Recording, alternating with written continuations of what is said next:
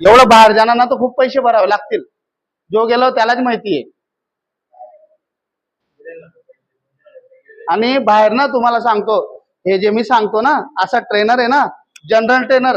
ट्रेनरचे दोन प्रकार असतात, एक पर्सनल ट्रेनर, एक जनरल ट्रेनर. कोणी जनरल ट्रेनरला काय राहतो, त्याला पर्सनल ट्रेनिंग नाही घेऊ शकत. तो एक काय सांगतो, कोणी आल्याचं म्हणजे रवी आला, प्रतीक आला, काय करू सर, हा हे करून घे, ते करून घे, झाला विषय संपला. पण तो कसा फॉर्मल टेक्निक सुद्धा दाखवणार. आणि पर्सनल ट्रेनर काय करतो, आता प्रतीकने माझ्याकडून पीटी घेतली, पर्सनल ट्रेनिंग घेतली ना, तर मी त्याला प्रॉपर दाखवलं, हे असं कर, तसं कर, हे कर. पण तो बी तुम्हाला जेवढी मुवमेंट करून नाही दाखवणार. मी तुम्हाला पुरा डीपली सांगतो, तरी तुम्ही हे करता, हे करू का नाही, ते करू का नाही. बाहेरच्या जिम मध्ये जाणार ना, तेव्हा तुम्हाला समजेल, सिटीमध्ये गेले ना, असे डुकून बी बघत नाही कोणी, आपला आपला करा.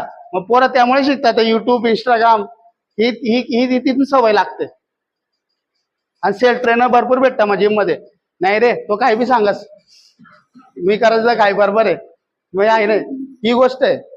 नाही, लकीच्या सुधरून गेला, लकीच्या काय हरकत नाही. म्हणून एक सांगताय, तुम्ही करा आणि हसी मजाक मध्ये घेऊ नका. एक तुम्हाला एक काय म्हणणं आहे, कोरोना पासून तुम्ही काय शिकले? कोरोनामध्ये ज्याची हेल्थ चांगली, इम्युनिटी चांगली आहे, तो राहिलाय. ही गोष्ट आहे, खरी गोष्ट आहे का नाही?